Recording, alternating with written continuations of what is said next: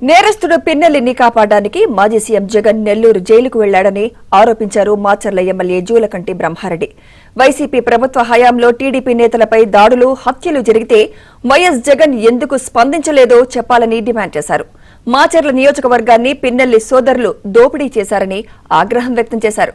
పిన్నెల్లి రామకృష్ణారెడ్డి దోపిడీలు, అరాచకాలపై మాజీ సీఎం జగన్ మాచర్లలో చర్చకు రావాలని సవాల్ విసిరారు.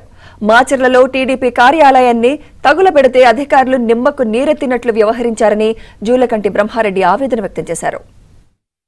మీకు ధైర్యం ఉంటే మాచర్లలో ఒక వేదిక ఏర్పాటు చేద్దాం.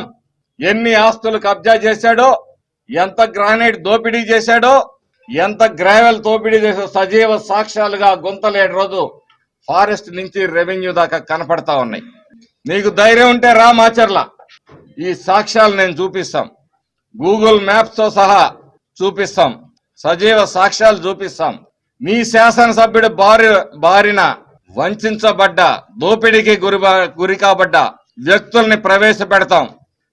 మీ ఉంగరాల బ్రదర్స్, మీ గుడంబా శంకర్ బ్రదర్స్ దోపిడీని నీ కళ్ల ముందు నిరూపించడానికి తెలుగుదేశం పార్టీ తరఫున, మాచర్ల ప్రజల తరఫున ఎన్నికైన నేను ఎన్డీఏ కూటమి అభ్యర్థిని సిద్ధంగా ఉన్నాను.